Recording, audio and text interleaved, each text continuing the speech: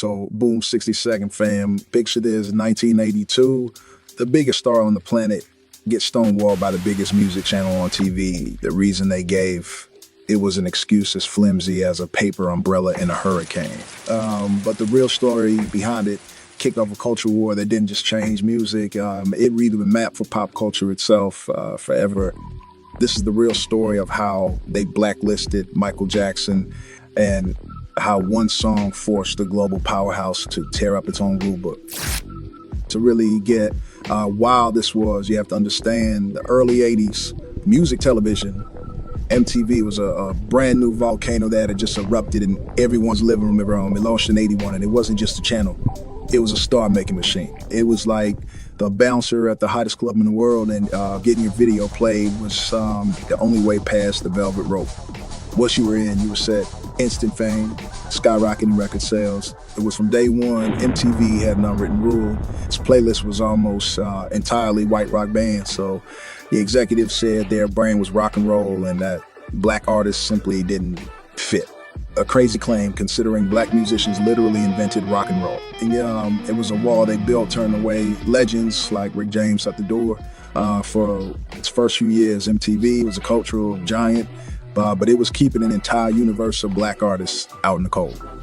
And now, at the exact same time, another king was building his empire. Michael Jackson was already a star, but his 1979 album, Off the Wall, turned him into a solo phenomenon.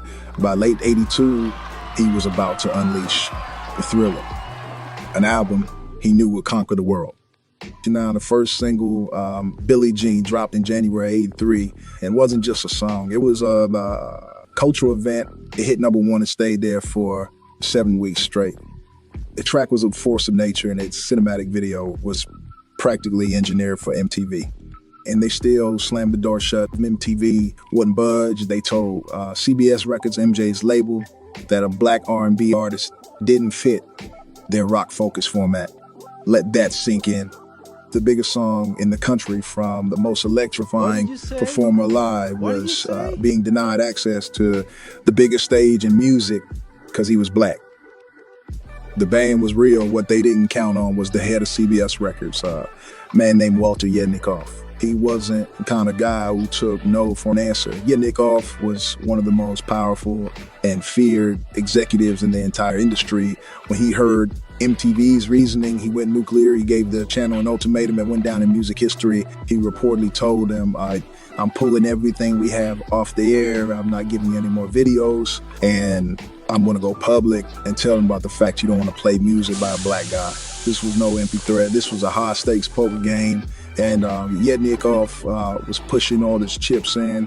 CBS represented massive white rock acts like Journey, Billie Jean, and Bruce Springsteen, artists who were the load-bearing walls of MTV's entire structure. Yednikoff was threatening to pull those walls down and expose their discriminatory secret to the world.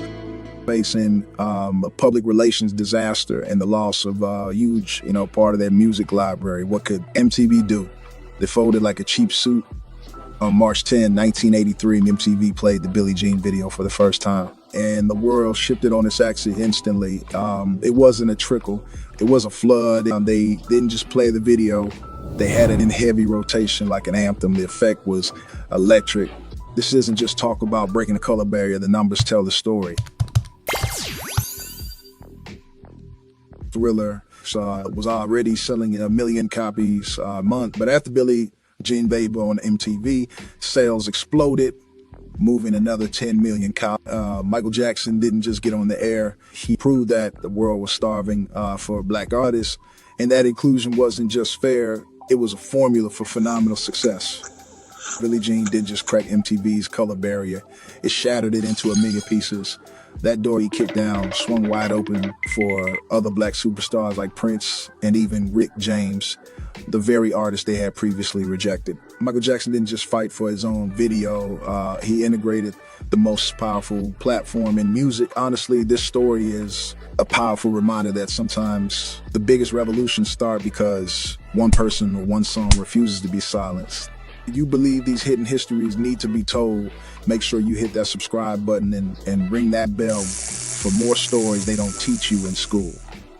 Michael Jackson's showdown with MTV was more than a business dispute. It was a defining moment for pop culture. He forced a network built on a segregated vision of rock to open its eyes to a more vibrant and authentic world. As civil rights leader, Sharpton later said before Michael, they wouldn't put a black artist on MTV. But Michael smashed the barriers of segregated music forever. The incredible success of Billie Jean paved the way for the Thriller video later that year, a global event that cemented MTV's legacy.